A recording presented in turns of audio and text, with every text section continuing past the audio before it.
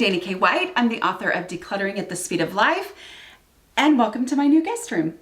I have a guest room. I'm so excited. So I'm going to use this as an example to explain one of my most impactful decluttering mindset shifts and strategies. That is to define the room. Give the room a definition, a name that will help you identify what can go in it. Because if a room has a definition, and I know that this is my guest room, then I know that the only things that can go in it are things that contribute to it being a guest room. And I can't put things in it that make it harder for it to function as a guest room. Defining the room is a crucial decluttering strategy. So back in the olden days, before I had figured out what I needed to do to keep my house under control, if I would have been given an extra room, my first thought would be more places to put my stuff, right? Like that is how my brain worked. So I am in a situation where I have a guest room for the first time in probably 20 years, I guess.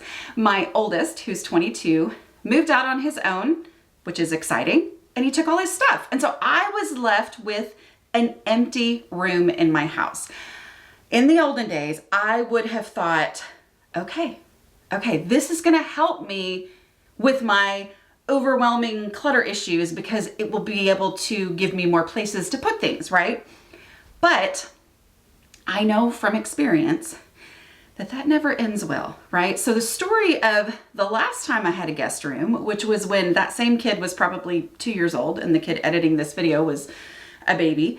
I remember we had kind of moved farther away from where we had grown up, and we had guests come visit us on a pretty regular basis. And I remember the first time that we had guests show up, and I was thinking, we have a guest room. I'm so excited to have a guest room, to have people over. And I went into the guest room to get it ready, and I looked around and I realized, oh, this really isn't a guest room.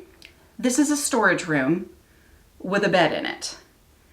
And it was very deflating and defeating because I realized that what I pictured as a guest room was not what I had achieved, because I had been thinking of my guest room as a place to stick all the stuff that I didn't know what to do with. So how do I avoid that? I give the room a definition, and I let that definition be a guide to what can and can't go in this room.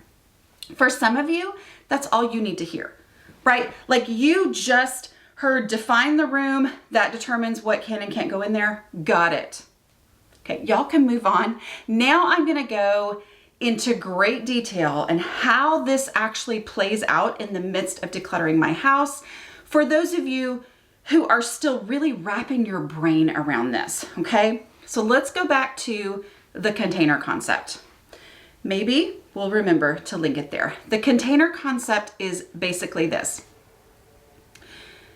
Space is finite. My house is a certain size. Each space in my house, each drawer, each shelf, each closet, each room, every space is finite, and the size of the space determines how much stuff I can have in my house. And if I try to keep more stuff in my house than can physically fit, it is not possible for my house to stay under control. But when I carry that out, when I realized that a container's purpose is to contain, and every space within my house is a container, it also hit me that my whole house is a container, and the thing that deserves priority is my family. The people who live in my house deserve space first. And when I started thinking of it that way, it helped me see that a space being finite does not mean I shove as many things into that space as I can. It means that I place priority on the function of that space, okay? So a guest room, the priority thing for this room, it's the guest. The people who stay in this room get priority, and the function that they need for this space is priority. That means they need to be able to walk along the side of the bed. They need to be able to have a place to put their suitcase. They need to be able to get where they need to go in this space without having to shift things out of the way, tripping over things in the middle of the night when they're in an unfamiliar space anyway. So the function of this room is priority, which means the room that they need to do that is not room where I can stick stuff because I need a place to stick stuff, right? Another example would be the craft room, craft rooms, offices, lots of spaces like that. I get emails all the time from people who are saying, my office is overwhelming, my craft room is overwhelming, my guest room is overwhelming, whatever, because they've been putting things in there because they haven't been giving first priority to the function of the space. A craft room, the real purpose is to do crafts in there, right? Unless it's a craft supply storage space, but most people who have a craft room and are excited about having a craft room, either they've built it on or they've recreated some kind of a space into that, or they purchased this house thinking this was going to be my craft room. The vision was that they were going to do the crafts in that space. So open space available for crafts is priority in that space. Just like open space for people to be able to move around in the guest room is priority in the guest room. Same thing in the office. If the idea is that this is not a storage space for office supplies, it is an office where I'm supposed to be able to do my work, then that's the first thing, and nothing can go into the space that would make it harder for us to function in that way. This is how I rethought playrooms. Our playroom that I had envisioned being a place where my kids would play when, they were much younger than 22, right? But that space, I envisioned them playing in it, but then I treated it as a place to stick toys. And then it got overwhelming, and then they no longer played in it. But once I gave priority to a play space and ultimately had minimal toys in there, it actually functioned the way that I had always wanted it to, okay? So how does this play out in the decluttering process? Well, my first decluttering question, after I've removed all the easy stuff that doesn't require any kind of thinking, right? My first decluttering question is, if I needed this item, where would I look for it first? And then I answer that question based on instinct of where's the first place in my house that I would go looking for this item if I had a moment where I thought, where are my fabric scissors? What's the first drawer that I would open? What's the first door that I would walk through? Where is the first place in my house where I would look for it, okay? And I let that help me identify the home for this item. Not decide, but identify, because it's an instinct and I'm answering based on instinct, okay? So the second part of that question is key to the whole process. It's the way that we do the no mess decluttering method, where we only make progress and never set ourselves in a position where we are worse off than we were before we started. The second part to that first decluttering question, and this part's not a question, is take it there now. We take it to this place where we would look for it first, because as long as I'm doing that, I can stop at any time. I'll never have created a bigger mess. But also, another big value in taking it there now is that when I take it there now, I am faced with the reality of the space. It is not just no, I'll put it there. And then I get there and that space is its own disaster and there's no room for it. Or I think, I'll put this in the guest room, and I set it in a box, or I put it in a pile to do later. I'm not facing the reality of the guest room, because when I get to the guest room, I look around and I think, there's not a place for it in here. Because if I put it in this space, even though there is empty floor right here, even though there's empty floor,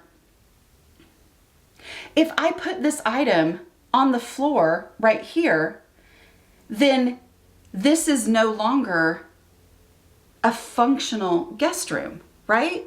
Like, it's not serving its purpose. It is not fitting the definition of a guest room if there are fabric scissors on the floor, right? Or a box of stuff on the floor. It doesn't mean that I can't put it inside of the chest of drawers that are in here. That maybe that's where I keep my fabric kinds of things, in the guest room.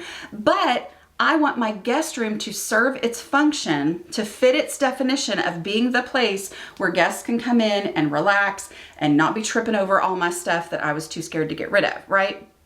So When I take it there now, I face the reality of the fact that it doesn't have a place to be in here. Okay. Now, if you think, but that's the place where I would look. Okay. All right.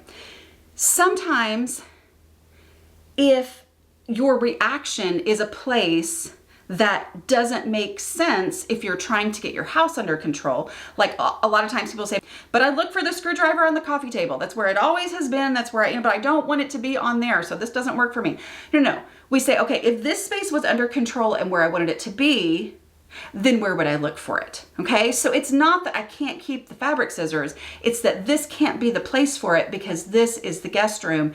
And if I have fabric scissors laying around and boxes of things, then it's not serving its function within its definition of being a guest room. Okay. So I might bring it here and then I'm faced with, oh, that's right. Oh, that's right. The guest room is not a place for me to stick stuff. It's not a spare room. It's not a storage room. It is a guest room. That is its definition. That's its function. So since this is not a place for it to be because this space is under control and what I want it to be, then where would I look for it first? And then that becomes its home identified by that question. Okay. I hope that's helpful. I know it's been incredibly helpful for me to create a definition for a room. And just a little bit of the story of, in case you're new here and you haven't heard the story of how it was that this became a rule for me, is that I had a room in our last house that I had always used slashes to describe it. I'd always called it my game room / office / guest room. And I was trying to get that room under control and I was having so many struggles doing that. I just could not get it figured out. And this was back in probably 2010 when I was writing on my blog, just trying to figure this stuff out. I wasn't teaching anything yet. And people said, you need to pick one thing for this room to be. Stop using the slashes. Just pick something for this room to be. And that will help. And so I picked game room. I said, I'm going to call this my game room. It still functioned as my office. My computer was in there. It still functioned as the guest room. That's where guests stayed when they were at our house. But I called it the game room. And so the top priority was the function as a game room. And so it changed everything about how I functioned in that space. So even if this is the room that has the chest of drawers for all of my fabric stuff, its definition, the definition of this room is that it's a guest room. And so there can only be fabric storage stuff if that does not take away from its function as a guest room. If there is an available drawer for that, okay, that can be there. But this room is a guest room. And so instead of it being a guest room / fabric craft storage space, it is a guest room and I store my fabric craft stuff in the drawer in my guest room. It's a mindset shift. It really is powerful. Okay, I hope this was helpful. I would love to hear your stories about when you have defined the room and how you have prioritized the function of the space and given the function top priority space in the container that is the room. Did that make any sense? I have no idea. Anyway, I'll talk to y'all next week. Bye.